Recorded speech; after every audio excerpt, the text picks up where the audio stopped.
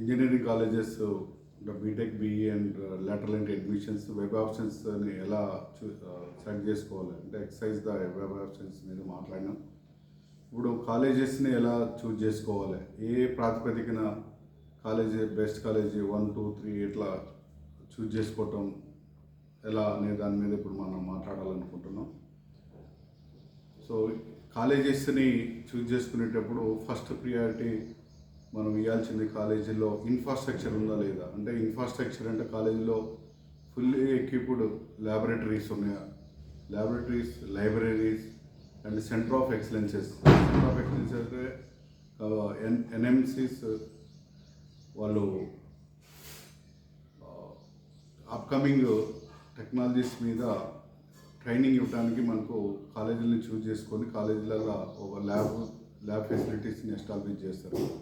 So ఈ అన్ని MoU companies తోటి ఉన్నాయా లేవా అని చూసుకోవాలి.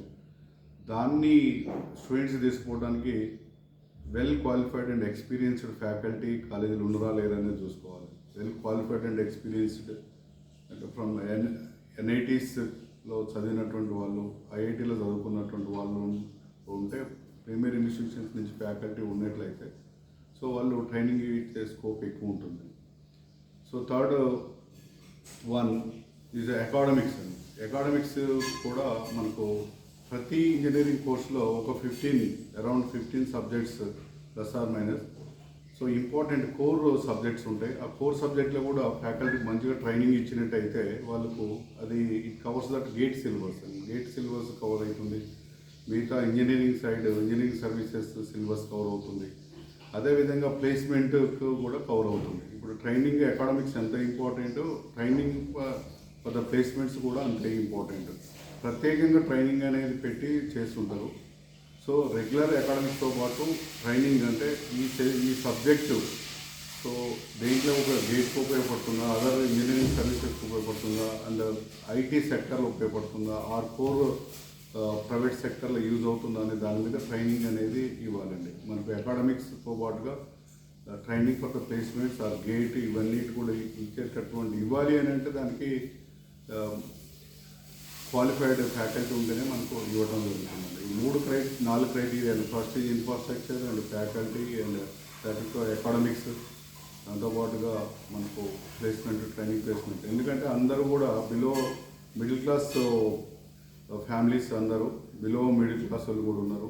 వీళ్ళందరూ కూడా కాలేజీలో అడ్మిషన్ తీసుకున్న ఇంజనీరింగ్ కాలేజీలో అడ్మిషన్ తీసుకున్న వాళ్ళు 90% దే లుక్ ఫర్ ప్లేస్మెంట్స్ అండి. సో ఒక 5 to 10% పీపులే 5% ఎంటర్ప్రీనర్షిప్ అంటే ఇండస్ట్రీ సైడ్, స్టార్టప్ సైడ్ ఆలోచన చేస్తారు.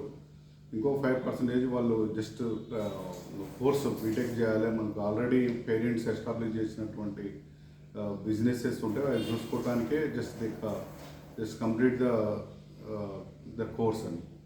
సో ఇందులో భాగంగానే మన స్టూడెంట్స్కి ప్లేస్మెంట్స్ మీద ఎక్కువ ఇంపార్టెంట్ 90% ప్లేస్మెంట్స్ మీద ఉంటారు కనుక సో ఎక్కువ కాలేజీల్లో ప్లేస్మెంట్ మీద ఫోకస్డ్గా ఉన్నటువంటి కాలేజీలను కూడా ఎంపిక చేసుకోవాల్సిన అవసరం ఉంది.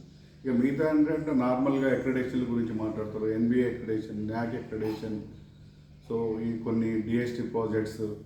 సో ఇవన్నీ కూడా ఇయర్ వైజ్గా కాలేజీ ఎస్టాబ్లిష్ అయిన తర్వాత ఇయర్ వైజ్గా కొన్ని థర్డ్ పార్టీ అక్రెడిటేషన్స్ ఉండాలి కనుక ఇవన్నీ నార్మల్గా పేపర్ వర్క్ కంప్లీట్ చేసుకుంటూ అంత documentation based on documentation they visit the colleges and give the accreditation based on the presentation.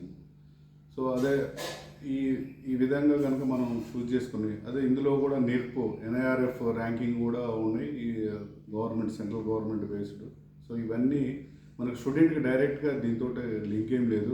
డైరెక్ట్గా స్టూడెంట్ చూడాల్సింది బేసిక్గా. సో ఫస్ట్ చెప్పిన విధంగా ద ఇన్ఫ్రాస్ట్రక్చర్ అండ్ ఫ్యాకల్టీ, తర్వాత అకాడమిక్స్ ఎలా ఉన్నాయి అండ్ ట్రైనింగ్ ఎలా ఉంది, ప్లేస్మెంట్స్ రికార్డ్ ఎలా ఉంది, ఇవన్నీ జస్ట్ అందరూ వెబ్సైట్లకి వెబ్సైట్లో అందరూ కూడా పొందుపరుస్తారు. ఇవన్నీ అవైలబిలిటీలో పెడతారు. ఎడ్యుకేషన్ ఫెయిర్లో కూడా అవైలబిలిటీలు ఉంచుతారు. ఎడ్యుకేషన్ ఫెయిర్ విజిట్ చేసినట్టయితే చాలా డీసెంట్గా డెకరేట్ చేస్తారు. ప్రజెంటేషను, బ్రోచర్స్ ఇవన్నీ ఉంటాయి. సో అది కాకుండా మనము ఫిజికల్గా విజిట్ చేయాలి, కాలేజెస్ విజిట్ చేసి సో ఫైనల్ ఇయర్ స్టూడెంట్స్ ఎప్పుడైనా right information final year students చెప్తారు, ఎందుకంటే వాళ్ళకి ప్లేస్మెంట్ ప్రాపర్గా ఉందా లేదా అనేది వాళ్ళకి తెలుస్తుంది, వాళ్ళ రిజల్ట్ ఎలా ఉంది, వాళ్ళ బ్యాచ్కి 4 years ట్రైనింగ్ కానీ అకాడమిక్స్ కానీ ల్యాబ్ ఫెసిలిటీస్ కానీ other sports extra curricular activities co curricular activities ఎలా ఈవెంట్స్ జరుగుతున్నాయి కాలేజీలో, టెక్నికల్ ఈవెంట్స్ ఎలా జరుగుతున్నాయి, నాన్ టెక్నికల్ ఈవెంట్స్ ఎలా జరుగుతున్నాయి, వీటితోటి స్టూడెంట్స్కి ఆల్రౌండ్ కెరీర్ పర్సనాలిటీ డెవలప్ అవుతుంది. సో అందుకని ఈ ఫెసిలిటీస్ అన్నీ ఉండాలని తెలుసుకోవాలంటే విజిట్ చేయాలి, స్టూడెంట్స్తో ఇంటరాక్ట్ కావాలి, తెలిసిన పేరెంట్స్ ఎవరైతే స్టూడెంట్స్ చదివిస్తారో ఆ పేరెంట్స్ తోటి కూడా ఇంటరాక్ట్ అయితే కరెక్ట్గా మనకు దాదాపు 90% ఫీడ్బ్యాక్ వస్తుంది. Based on the feedback so can choose the colleges accordingly. దాని ప్రకారం మనం ర్యాంక్ 1, 2, 3 ప్రిఫరెన్స్ ఇచ్చుకుంటూ సో వెబ్ ఆప్షన్స్ ఎక్సైజ్ చేసేటప్పుడు ఆల్రెడీ కాలేజ్ ప్రిఫరెన్స్ ప్రకారం మనం చేసుకుంటూ వెళ్ళవచ్చు.